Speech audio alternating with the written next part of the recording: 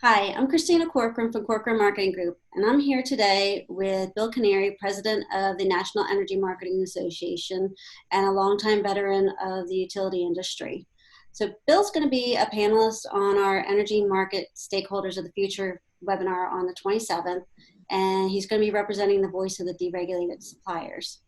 So Bill, thank you for being here. Can you tell us a little bit about what you plan to share with our webinar participants on the 27th?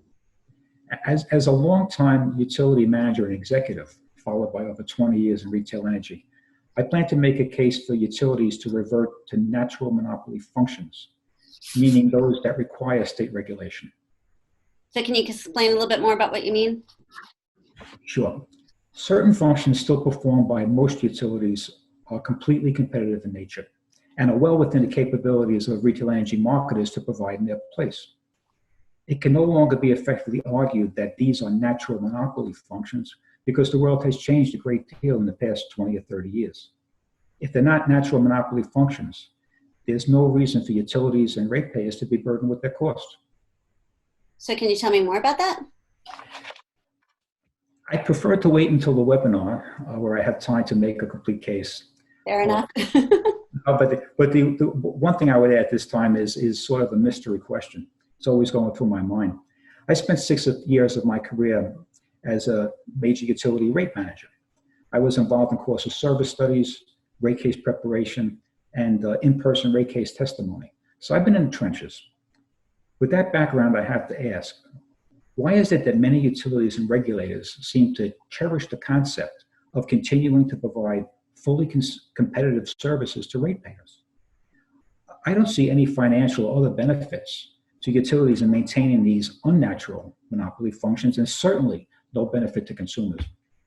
Yeah, but don't utilities often offer these competitive prices? Like in Pennsylvania, I know we had like a price to compare that you can go on the website, and usually it looks like that price is a lot lower than what the retail suppliers can offer. So isn't that a benefit to the consumer? Well, I would kind of disagree that those prices are generally much lower. If you look at it in detail, you'll find plenty of offers by retail suppliers that are lower. But I want to back up a minute. This so-called utility price to compare is a very misleading concept. It's really comparing apples and oranges. How can you compare a monthly or seasonal utility price posting to most retail marketers? 12-month and longer offers are featuring green power, clean gas attributes, and many other benefits. But this is really only the tip of the iceberg. Utility supply rates are subsidized, and many commodity-related costs are embedded in the utility delivery service charge are billed to ratepayers who choose their supply from a competitor. In effect, customers who choose a competitive supplier are subsidizing those who do not. I cannot believe that there are utilities and regulators that, after all this time, fail to realize and act on this. It's really unfair.